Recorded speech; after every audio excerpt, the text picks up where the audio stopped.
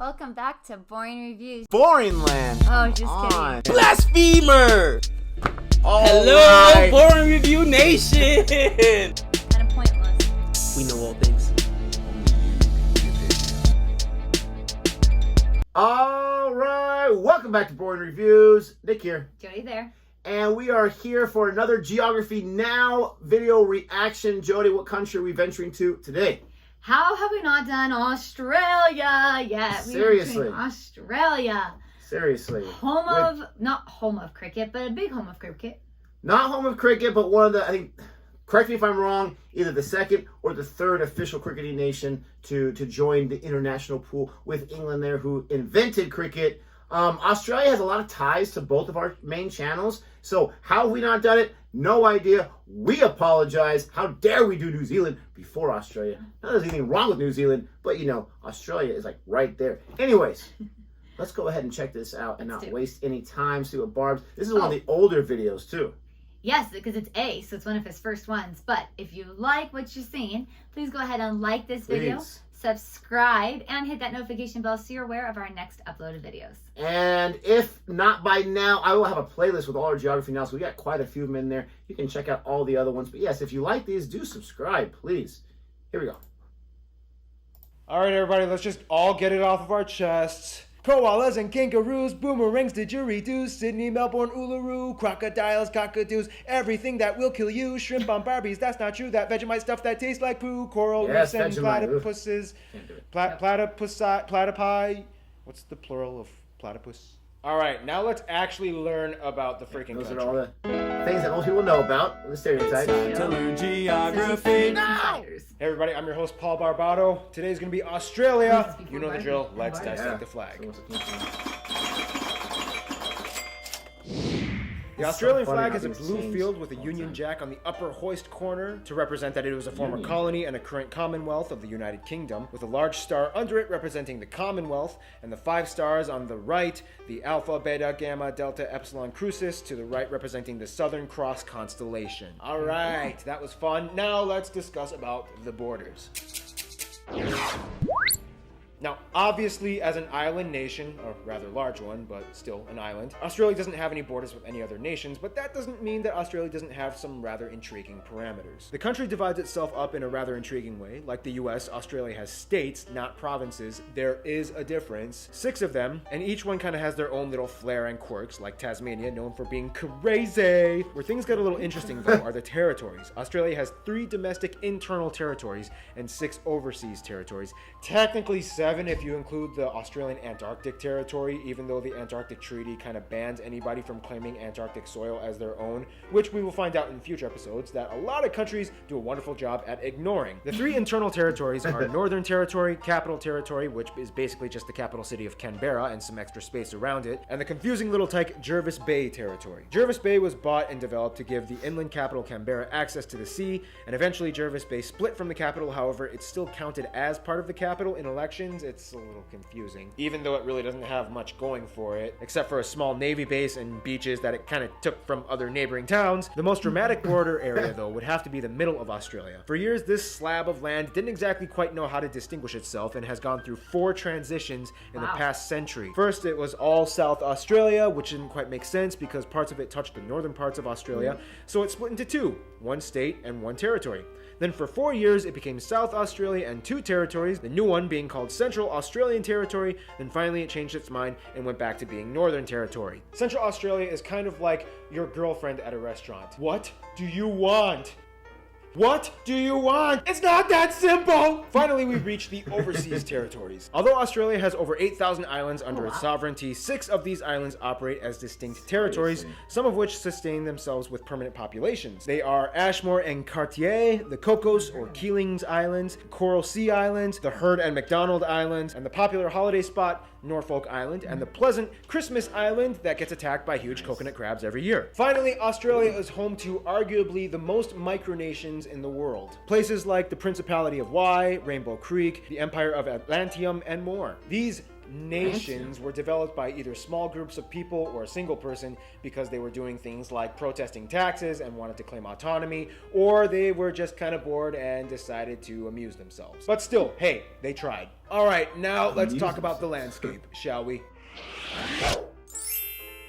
Okay, not all of Australia is a desert, okay? Only about 35%. Okay, so besides Antarctica, Australia is the driest continent on the planet, which explains why, yes, 85% of the population lives along the edges of the country within 50 kilometers of the coast. Nonetheless, a lot of places, specifically around the coasts, actually have very temperate and even tropical landscapes. By the north, you find tropical zones and wetlands and rainforests. By the far edges on the east and west, you can find subtropical zones with lighter forests and plains. A little bit inland, close to the interior, you find grasslands and flat stretches of semi-arid terrain. In the southeast by Sydney, you find temperate, cooler, arid land with semi-tropical, yet slightly dry areas with an abundance of trees and plants. Then, of course, you have Tasmania, which is on a completely different level of green. Then we reach the deep interior where we hit the great deserts like the Great Victoria and the Great Sandy Deserts. This area is famously known as the Outback. The Outback is essentially the area of Australia with long open stretches of red and orange desert that lays out beyond the horizon with few sparse populations of people that can be found anywhere. It has a dry, rocky, rugged terrain that everybody assumes is teeming with a variety of poisonous insects and reptiles, and, well, I mean, it kind of is, but still, there's more to it than just that. Oh, and don't forget Lake Hillier, that strange lake that is mysteriously naturally pink for some strange reason that baffles scientists. Now, if there's one thing that really epitomizes Australia, it would have to be its world-renowned beaches and coasts. People flock from all over the world just to enjoy the beautiful, pristine atmosphere of a real, authentic Australian beach. Just remember to put on your sunscreen, though. Australians actually kind of have a joke where they can tell who the ignorant tourists are. It's usually the ones who think they'll be totally fine sitting out in the sun for more than 20 minutes. Skin cancer rates are actually exceptionally high in Australia, and the population has acknowledged the precautions that they need to take. Now, we all know that Australia is home to some of the most unique and curiously distinct animal species in the world not found anywhere else. However, Australia is also known as the home of many feral species. Australia has over 50 invasive species that were brought over to the land from areas mostly in Europe,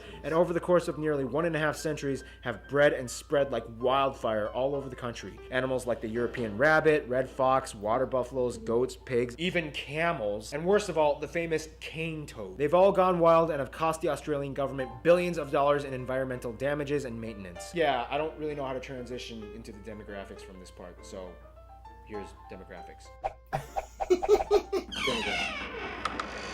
Today, Australia has a population of about 23 million people. Now, to many outsiders, Australia is kind of known as the place where the British sent their prisoners. First of all, that's rude. Second of all, that's only, kind of half true. Yes, during the early years of Australia's colonization from the UK, droves of convicts were sent to penal colonies in Botany Bay, which is now in Australia. Over 165,000 convicts, about 25,000 of which were women, were sent over the course of 80 years. Although the British weren't the first ones to discover Australia, it was actually the Dutch. As they came, they named the land New Holland and the adjacent island next door New Zealand after the province of Zeeland in the Netherlands. However, as we'll soon discover, the Dutch were really good at discovering places, but kind of not so good at colonizing and maintaining those places for themselves. However, most of Australia's population came from natural colonization from British non-convict nationals. Some would argue that Australia was kind of like the UK's version of Operation Backup Plan in case of America goes crazy. After the American Revolution, the UK tried to compensate for lost colonies by re-establishing new ones, and Australia was hot on the list. About 85% of the population is European. Asians make up the next largest minority of about 12%, mostly coming from China and India and other Southeast Asian countries like Vietnam and the Philippines. And by the way, yes, Australia does have black people, not many, but before the Federation began, Africans, mostly from sub-Saharan countries like South Africa, Mauritius, Zimbabwe, and Sudan,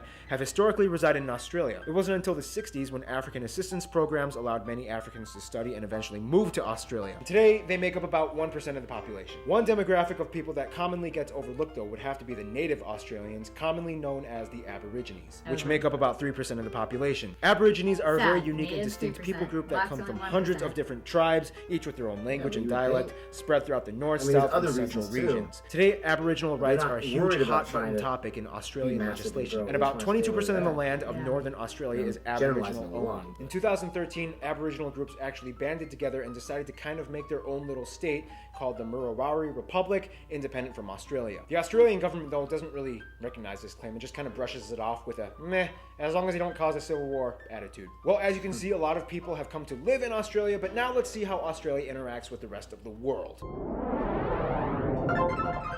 Australia is, let's just put it very simply, a very popular country. If this was high school, Australia would be on the top of the social ladder, hands down. Everybody knows something about Australia. When it comes to friends, though, Australia not only goes for the cool kids, but also the strategic ones. Of course, Australia gets along with many of its Asian neighbor nations, specifically China and India, as large numbers of people from those nations live in Australia, and they do great business with them as well. Australia gets along pretty well with the islands of Oceania, except Fiji. In 2006, Australia refused to back up a military coup that overthrew the government in Fiji, and since then, things have been a little weird between the two countries. In terms of their best friends, though, of course, New Zealand would have to rank in the top level, and they are basically like siblings that share a very similar culture, language, and histories as former colonies, whereas the UK also has a high priority on Australia's entourage, as they make up the largest demographic of people ethnically and as migrants in the country. But finally, we reach the USA. The USA and Australia kind of have a little crush on each other. Australia is always there to back up the US in times when allies are necessary,